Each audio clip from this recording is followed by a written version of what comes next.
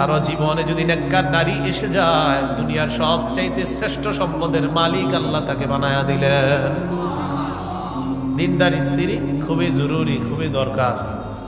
তো এই জন্য দিনদারিতা দেখে মেয়েকে বিয়ে করা। আল্লাহ আমাদের সকলকে এই হাদিসগুলা বুঝে এর উপর আমল করার তৌফিক দান করেন।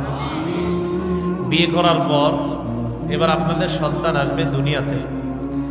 সন্তানটা ছেলে হতে পারে, মেয়ে হতে পারে। বলেন, সন্তান কি হতে পারে? মেয়ে হতে পারে। সন্তান ছেলে হোক মেয়ে হোক, এটা আল্লাহর পক্ষ থেকে নেয়ামত, ঠিক না? এটা আল্লাহর পক্ষ থেকে নেয়ামত।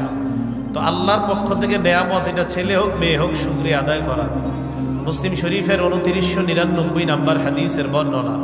ক্বালা রাসূলুল্লাহ সাল্লাল্লাহু আলাইহি ওয়াসাল্লাম, নবীজি বলেন, আজাবান লিআমরিল মুমিন, মুমিনের বিষয়টা বড় আশ্চর্য। ইন্না আমরাহু কুল্লাহু খাইর, মুমিনের পুরাটা বিষয় কল্যাণ আর কল্যাণ। মুমিনের জীবনটা কল্যাণ আর কল্যাণ।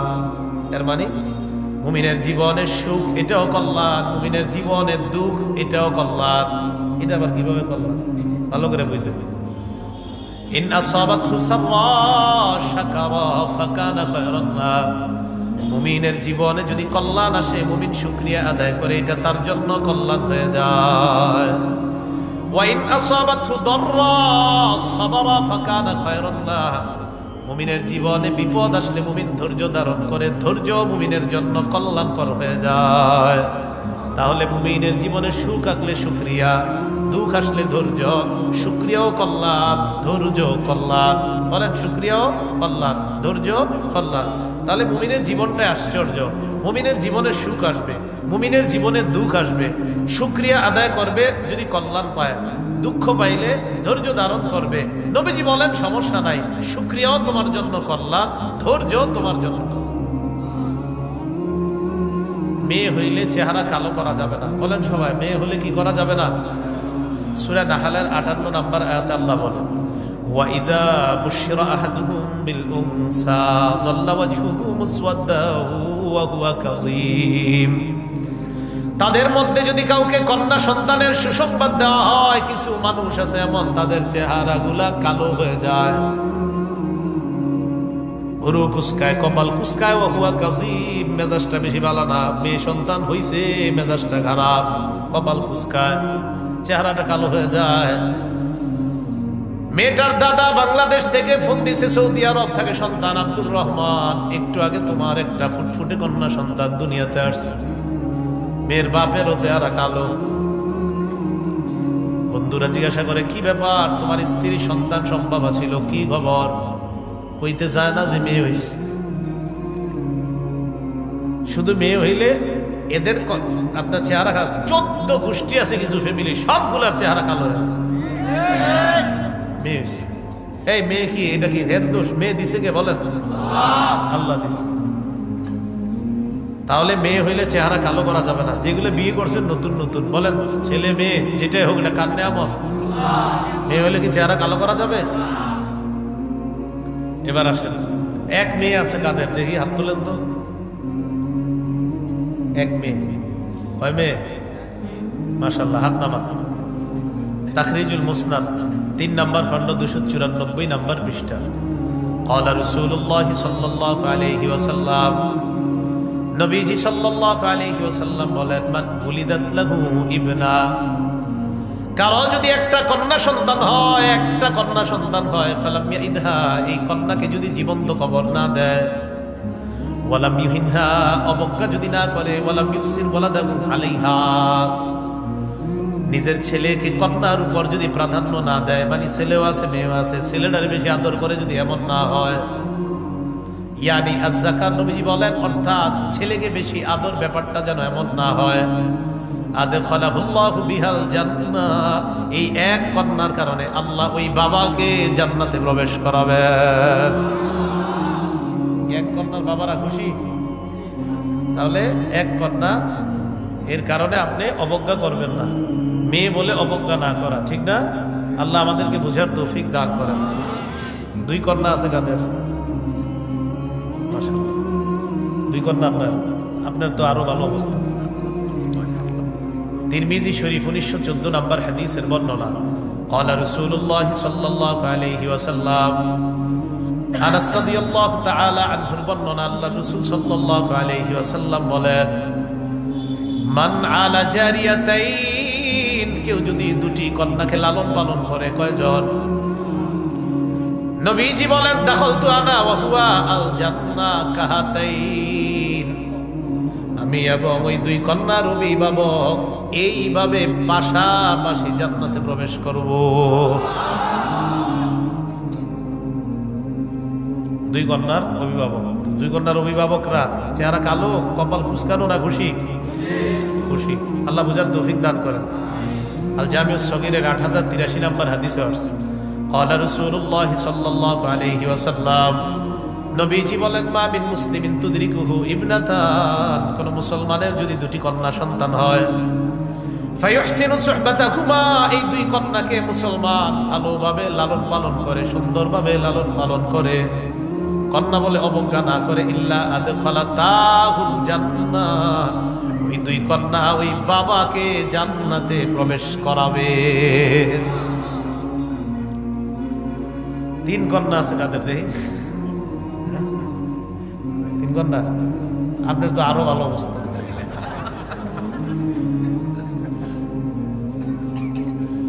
as-silsilatus sahihah এই কিতাবের 1027 নম্বর হাদিস, ক্বালা রাসূলুল্লাহ সাল্লাল্লাহু আলাইহি ওয়াসাল্লাম, নবীজি সাল্লাল্লাহু আলাইহি ওয়াসাল্লাম বলেন, মান কানা লাহু সালাসু বানাত, যার তিনজন কন্যা আছে, ফায়ুকবিহিন্না, কন্যাদেরকে আশ্রয় দেয়, ওয়া ইয়ারহামুহুন্না, কন্যাদের প্রতি মায়া করে, ওয়া ইউবি ইলাইহিন্না ওয়া ইউহসিনু ইলাইহিন্না, কন্যাদের প্রতি সুন্দর আচরণ করে, বাবা তাদেরকে সান্ত্বনা দেয়, আমি আছি, তোমাদের কোনো টেনশন নাই, মায়া করে, সুন্দরভাবে লালন পালন করে, সুন্দর আখলাক প্রদর্শন করে, আমি বাবা আছি, তোমাদের কোনো টেনশন নাই, মেয়েদেরকে এরকম সুন্দরভাবে লালন পালন করে। নবীজি সাল্লাল্লাহু আলাইহি ওয়াসাল্লাম বলেন, ওয়াজাবাত লাহুল জান্নাহ আল বাত্তা, আল বাত্তা আলাদা বলছে, আল বাত্তা মানে অবধারিত, ওয়াজাবাত মানে ওয়াজিব। নবীজি বলেন, ওই বাবার জন্য অবধারিত ভাবে আল্লাহর জান্নাত ওয়াজিব হয়ে যায়, ওয়াজিব হয়ে যায়। তিন বোন আছে কাদের? হ্যাঁ, তিন বোন। বোন, হ্যাঁ, পাঁচজন, আরো ভালো। তিন বোন আপনাদের না? মাশাআল্লাহ। সহিহুল আদাবিল মুফরাদ, ইমাম বুখারীর আরেকটা কিতাব, এই কিতাবের 59 নম্বর হাদিস, ক্বালা রাসূলুল্লাহ সাল্লাল্লাহু আলাইহি ওয়াসাল্লাম, নবীজি বলেন, লা ইয়াকুনু লি আহাদিন সালাসু বানাত আও সালাসু আখাওয়াত, কোন ব্যক্তির যদি তিনজন কন্যা থাকে অথবা তিনজন বোন থাকে, কারো যদি তিনজন বোন থাকে, প্রথমে বলছে তিন কন্যা, তিন কন্যার তো বর্ণনা শুনলাম, হাদিসে আমার মুখ্য উদ্দেশ্য হলো তিন বোন আছে যাদের, ইউহসিনু ইলাইহিন্না, বোনদেরকে যদি ভাই সুন্দরভাবে লালন পালন করে, অনেক বাবা মারা যায়, ভাই ওই বোনগুলার জন্য বাবার মতো হয়ে যায়, ঠিক না? তেমন ভাবে তিন কন্যা, যারা তিন কন্যা আছে অথবা তিনজন বোন আছে, তাদেরকে সুন্দরভাবে লালন পালন করবে। নবী বলেন, ইল্লা দাখালাল জান্নাহ, ওই ভাই মরবে, জান্নাতে প্রবেশ করবে। এক সাহাবী দাঁড়ায় কয়, ওয়াসিনতাইনি ইয়া রাসূলুল্লাহ, দুইজন থাকে, মনে হয় ওনার দুই বোন ছিল আর কি, হুজুর যদি দুইজন থাকে, নবীজি কয়, ওয়াসিনতাইন, দুই বোন থাকলেও এই পুরস্কার। তবে সবাই বলেন, তবে বোনদের হকটা দিতে হবে, বোনদের হক কি করতে হবে? দিতে হবে। সামান্য পরিমাণও সম্পত্তি মেরে খাওয়া যাবে না, সামান্য সম্পত্তি মেরে খাওয়া যাবে না, মাথায় রাখতে হবে। মুসলিম শরীফের 1610 নম্বর হাদিস, ক্বালা রাসূলুল্লাহ সাল্লাল্লাহু আলাইহি ওয়াসাল্লাম, নবীজি সাল্লাল্লাহু আলাইহি ওয়াসাল্লাম বলেন, মান ইতাতা শিবরাম মিনাল আরদ যুলমা, কোন ব্যক্তি যদি কারো এক বিঘত পরিমাণ সম্পদ অন্যায়ভাবে দখল করে নেয়, কেউ যদি অন্য কারো সম্পদ এক বিঘত পরিমাণ সম্পদ অন্যায়ভাবে জোর দখল করে নেয়, জোর করে দখল করে নেয়, তাওয়াকাহুল্লাহু ইয়্যাহা ইয়াউমাল কিয়ামা মিন সাবঈ আরদিনা, কিয়ামতের ময়দানে তার গলায় আল্লাহ 7 স্তরের জমিন ঝুলাইয়া দিবে। সাবধান, জমিন ভোগ করা যাবে না। মুসলিম শরীফের 2581 নম্বর হাদিসের বর্ণনা, ক্বালা রাসূলুল্লাহ সাল্লাল্লাহু আলাইহি ওয়াসাল্লাম, সাহাবাদেরকে আল্লাহ নবী বললেন, আতাদরুনা মাল মুফলিস, ও সাহাবারা নিঃস্বকে জানোনি? সাহাবারা বললেন, আল মুফলিসু ফিনা মান লা দিরহাম লাহু ওয়ালা মাতা। ইয়া রাসূলুল্লাহ, আমাদের মধ্যে নিঃস্ব ওই ব্যক্তি যার সম্পদ নাই, সোনা দানা নাই, স্বর্ণ রূপা নাই, সে হলো আমাদের মধ্যে নিঃস্ব। নবীজি বললেন, ইন্নাল মুফলিসা মিন উম্মতি ইয়াতি ইয়াউমাল কিয়ামাতি বিসসালাত ওয়া সিয়ামিন ওয়া যাকাত।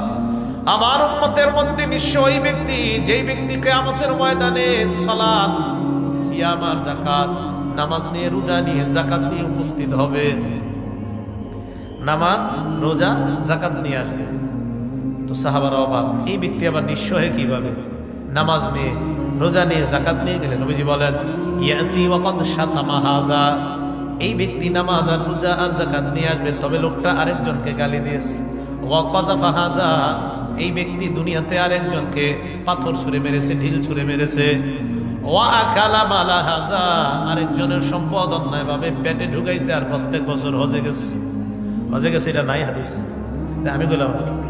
মনে করেন একজন আরেকজনের সম্পত্তি মারে আর প্রত্যেক রমজানে উমরা যায়, রমজানে উমরা করলে ফজিলত, উমরাতুন ফি রমাদান কাহাজ্জাতিন মাই, রমজানে উমরা করা মানে নবীজির সাথে হজ করার সওয়াব। সুবহানাল্লাহ। তো এই জন্য হজরতে উমরাও করে, হজও করে, কিন্তু সম্পদ আরেকজনের না মারে। আকালা মালা হাজা, না উমরা করা তো দূষণীয় না, কিন্তু আরেকজনের সম্পদ মারাটা তো দূষণীয়। আকালা মালা হাজা, আরেকজনের সম্পদ পেটে ঢুকায়। ওয়া সাফাকা দামা হাজা, আরেকজনের রক্তপাত ঘটায়, রক্ত প্রবাহিত করে। কিয়ামতের ময়দানে মাজলুমরা আসবে জালেমের কাছ থেকে বিচার নেওয়ার জন্য। কি বললাম? জালেমের কাছ থেকে কি নিতে আসবে? বলেন না একবার। বিচার চাবে, বিচার চাবে আল্লাহর কাছে। আল্লাহ, জালেম আমাদের উপর জুলুম করছে, বিচার চাই। খুব সাবধান, একটা চড়ুই পাখিরও যদি জুলুম করেন, এটাও আল্লাহর কাছে বিচার দিবে। আর সেখানে মানুষ, কি বললাম, চড়ুই পাখির যদি জুলুম করেন, এটাও বিচার দিবে। নাসাই শরীফের 4446 নম্বর হাদিসে আছে, রাসূল সাল্লাল্লাহু আলাইহি ওয়াসাল্লাম বলেন, মান কাতালা উসফুরান আবাসা, কেউ যদি একটা চড়ুই পাখিকে অন্যায়ভাবে হত্যা করে, আজ্জা ইলাল্লাহি ইয়াউমাল কিয়ামা, এই চড়ুই পাখি কিয়ামতের ময়দানে আল্লাহর কাছে মামলা দায়ের করবে তার বিরুদ্ধে। ইয়া রাব্বি ইন্না ফুলানান কাতালানি আবাসা, আল্লাহ এই লোক আমার অনর্থক হত্যা করেছে। ওয়ালাম ইয়াকতুলনি লিমান ফাআল, আমাকে কোনো কারণ ছাড়াই হত্যা করেছে, মাবুদ আমি বিচার চাই। সেখানে মানুষ, সাবধান, জালেম হয়ে না, খুব বিপদে পড়ে যাবে। চড়ুই পাখির উপরে জুলুম করলে বাঁচার রাস্তা নাই, তাহলে মানুষের উপর যদি জুলুম করা হয় বাঁচার রাস্তা থাকবে? আর মানুষের মধ্যে যদি মানুষটা ইমানদার হয়, হ্যাঁ, ইমানদার হইলে মাজলুমরা এসে বলবে, আল্লাহ বিচার চাই। ফায়ুতা হাদা মিন হাসানাতিহি, এক মাজলুমকে জালেমের নেক আমল দিয়ে দেওয়া হবে। দেওয়ার পর আরেক মাজলুম এসে বলবে, আল্লাহ বিচার চাই। ফায়ুতা হাদা মিন হাসানাতি, এই জালেমের থেকে নেক আমল আরেক মাজলুমকে দেওয়ার পর আরেকজন এসে বলবে, আল্লাহ বিচার চাই। ফাইন ফানিয়াত হাসানাতুহু, আমলনামা যদি শেষ হয়ে যায়,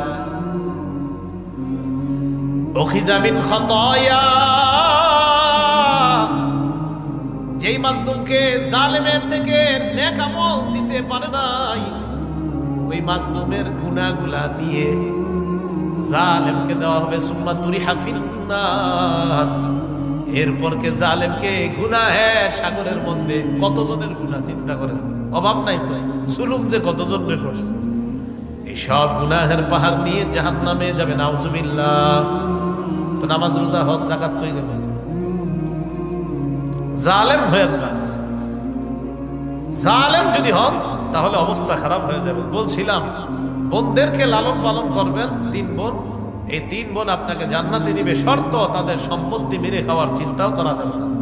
আল্লাহ কথাগুলো বুঝার তৌফিক দান করেন।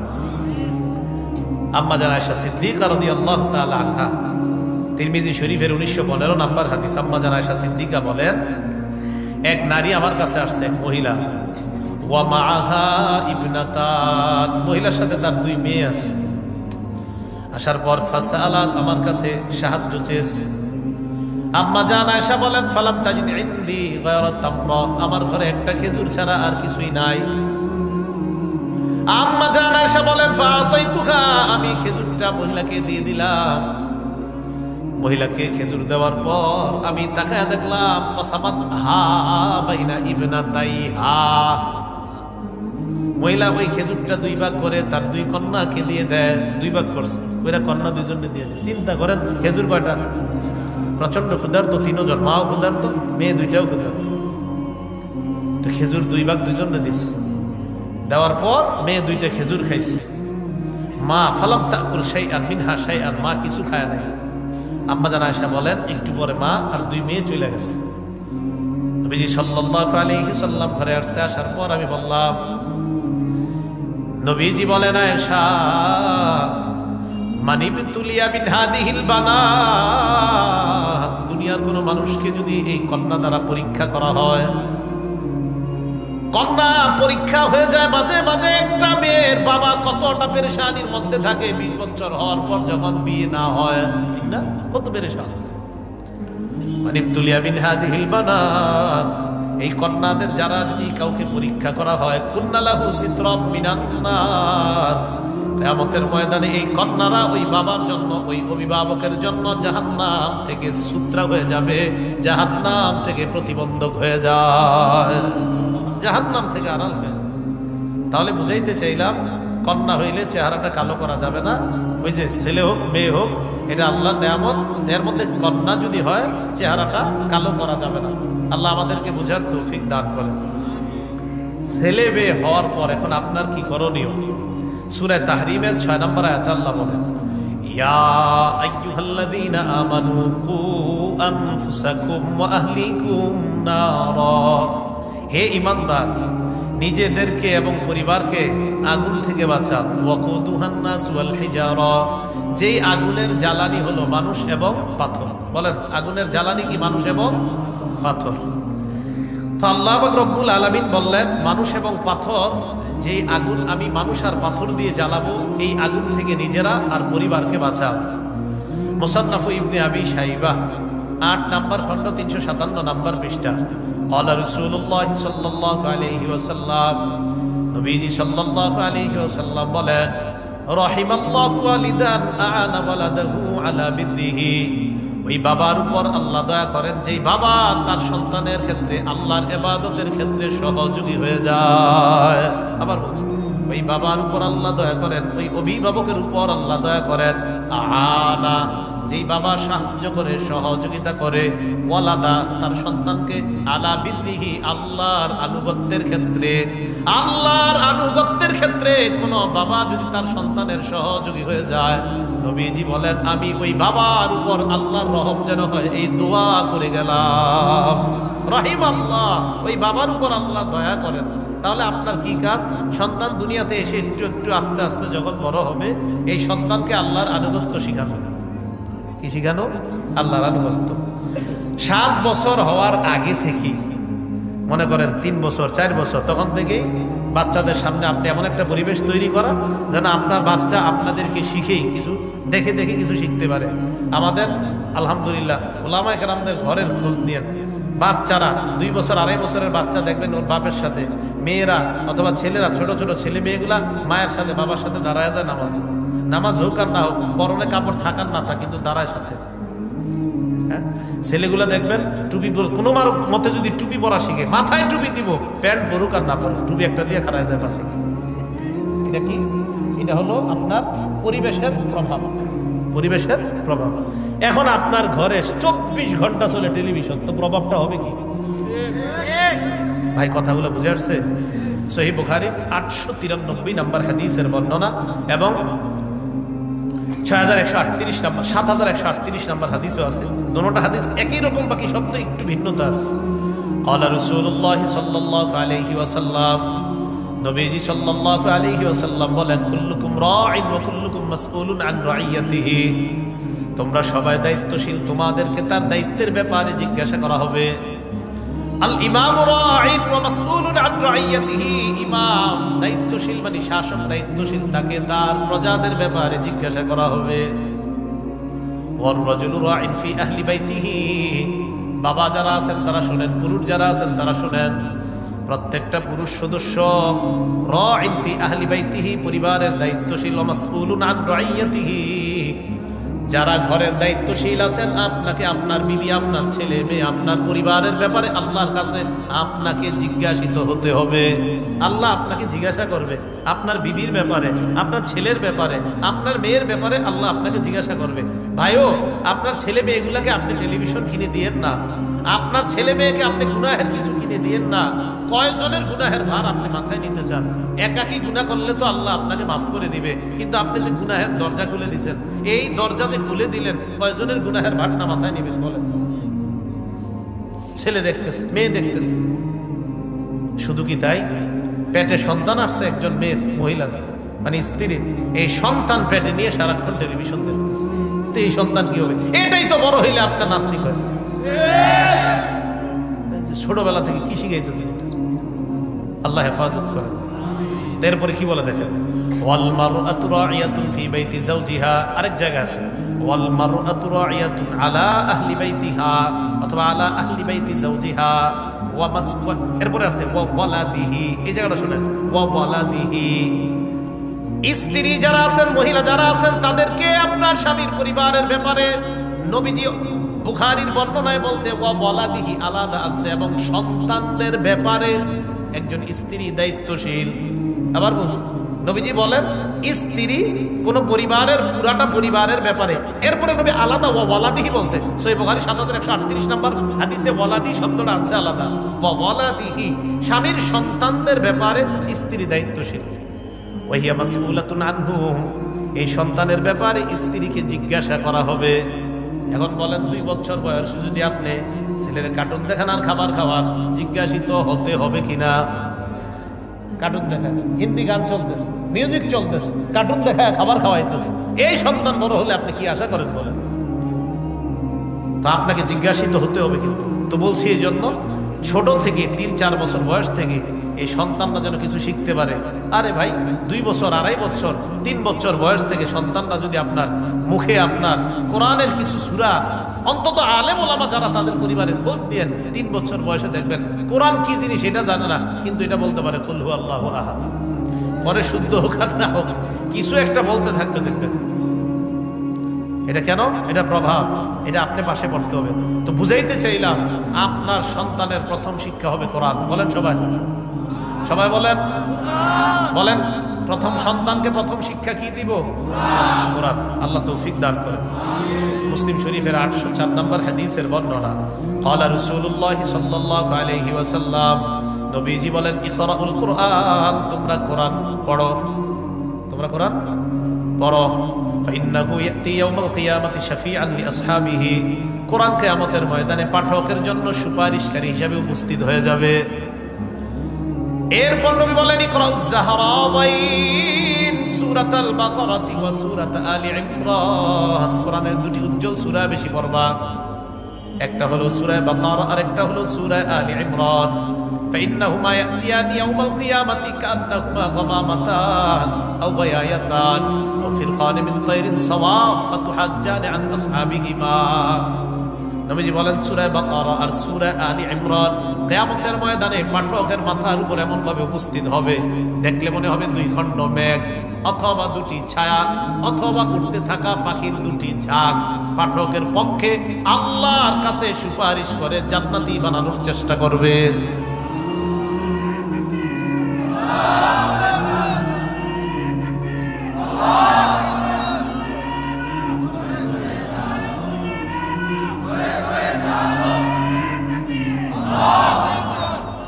সন্তানকে প্রথম শিক্ষা কি দিবেন?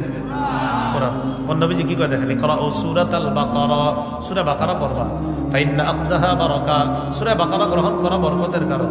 তারকাহা হাসরা, সূরা বাকারা ছেড়ে দেওয়া লাঞ্ছনার কারণ।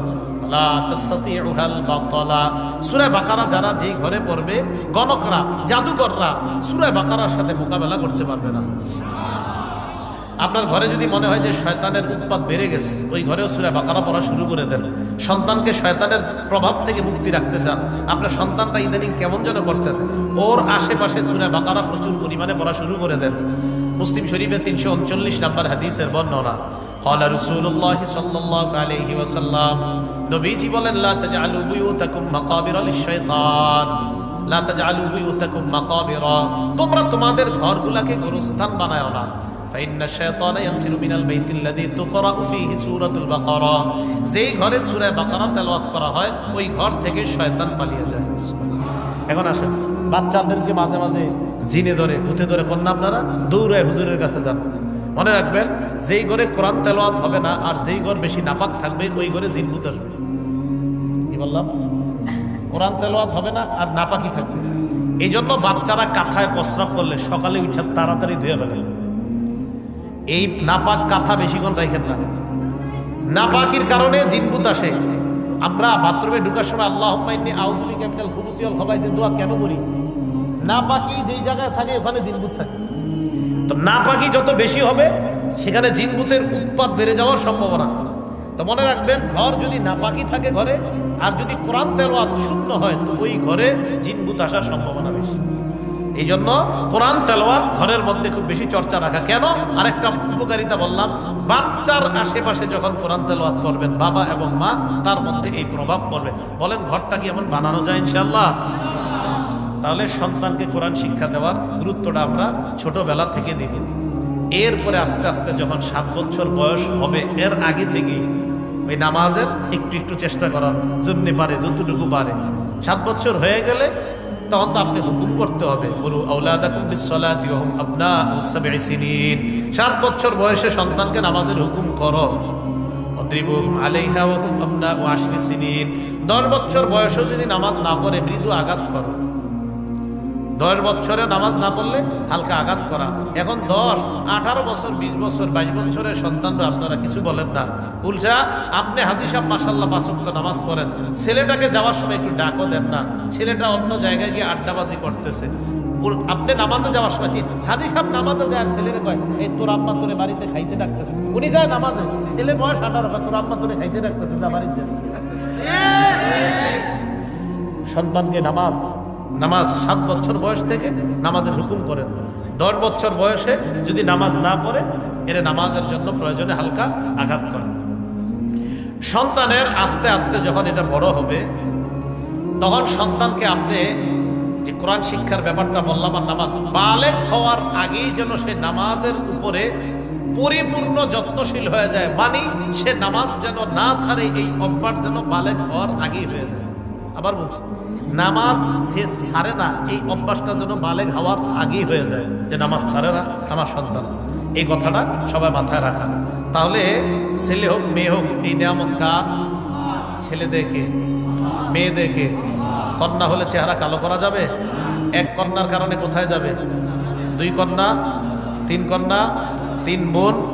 আল্লাহ আমাদের সকলকে যতটুকু কথা শুনলাম বললাম, আমরা যেন নিজেদেরকে এবং নিজেদের আহাল পরিবারকে জাহান্নাম থেকে বাঁচাইতে পারি, আল্লাহ তৌফিক দান করেন। আমিন। ওয়া আখিরু দাওয়ানা, আখিরি মুনাজাত হবে, আমরা কেউ উঠবো না, মুনাজাত করে আমরা যাব। যে কথাগুলো শুনলাম বললাম, সকলকে আমল করার তৌফিক দান করেন আল্লাহ। আমি সহ আমাদের সকলের পরিবারগুলোকে গুনাহমুক্ত পরিবার বানানোর তৌফিক দান করেন। আরেকটা আবদার আপনাদের কাছে, যদি পারেন টেলিভিশনটা ঘর থেকে সরাইয়া দেন, যদি পারেন। মানে আপনার কাছে আমি কি আবদার করতেছি, বলতে তো পারি না ভেঙে ফেলেন, বলা উচিত যে ভেঙে ফেলেন। কইবেন হ্যাঁ হুজুর ভেঙে ফেলতে গেছি, এটা নিয়ে আবার আগামীকাল কি আন্দোলন করেন আল্লাহ জানে। তো এটা আপনি বন্ধ করেন ঘর থেকে। আলহামদুলিল্লাহ, আমার তাফসিরের মসজিদে এক বয়ানের পরে একজনে গিয়ে একদম টেলিভিশন, সে চিন্তা করে হুজুর আমি বেচলে তো আরেকজন গুনাহ করবে, উনি গিয়ে আপনার ওই বুড়িগঙ্গা নদী আছে ওইটা ফালাই দিচ্ছে। খুব কাজ হয়েছে, ভালো কাজ হয়েছে। ফালায় আইসা আমারে বলছে, হুজুর আপনি কিন্তু ভাঙতে বলেন নাই, কিন্তু আমি আর আমার বিবি রাতের বেলা পরামর্শ করছি। কোন বয়ানে? আমি এক বয়ানে বলছি, বুখারীর একটা বর্ণনা আনছি, 3335 নম্বর হাদিস। এই বয়ানে আমি বলছি যে লা তুকতালু নাফসুন জুলমা ইল্লা কানা আলা ইবনি আদম আল আউয়ালি কিফলুম মিন দামিহা। যাকে দুনিয়াতে অন্যায়ভাবে হত্যা করা হয়, এই হত্যাকাণ্ডের একটা অংশ আদম সন্তানের, আদম নবীর প্রথম সন্তান কাবিলের কবরে যায়। লিআন্নাহু আউয়ালু মান সান্নাল কতলা, কারণ কাবিল সর্বপ্রথম হত্যার প্রচলন দুনিয়াতে ঘটিয়েছে। তো এই হাদিসটা বলে আমি বললাম প্রিয় মুসল্লি ভাইয়েরা তাফসিরে, যে আপনাদের মধ্যে যারা ঘরের মধ্যে টেলিভিশনটা কিনে গুনাহের দরজা খুলে দিয়েছেন, একটু ভাবেন তো আপনার এই দরজা দিয়ে যারা যারা গুনাহ করবে তাহলে আপনার কি অবস্থা হবে? মানে আমি বলছি কাবিল এই হত্যার প্রচলন ঘটানোর কারণে ওর কবরে সব গুনাহ গেছে। আপনি যে ঘরে গুনাহের একটা দরজা নিয়ে আসছেন, গুনাহের দরজা খুলে দিলেন, আপনার ছেলে দেখে, আপনার মেয়ে দেখে, আপনার বিবি দেখে, এটা কি হবে? এটা বলার পরে আবার বলছি আজকে রাত্রে বিবির সাথে গিয়ে পরামর্শ করেন যে এই গুনাহের দরজা কি ঘরে রাখা ঠিক হবে কিনা। ওই এক মুসল্লি ভাই সত্যি সত্যি বিবির সাথে পরামর্শ করে পরের দিন টেলিভিশন ফালাই দিচ্ছে। আপনাদের এলাকা থেকে যদি এরকম একটা খবর যায় তাহলে খুব খুশি হব। আল্লাহ আমাদের সকলকে প্রত্যেকটা ঘর গুনাহমুক্ত করার তৌফিক দান করেন। আমিন ওয়া আখিরু দাওয়ানা আলহামদুলিল্লাহি রাব্বিল আলামিন। আমরা মুনাজাত করে যাব। আসসালামু আলাইকুম ওয়া রাহমাতুল্লাহ।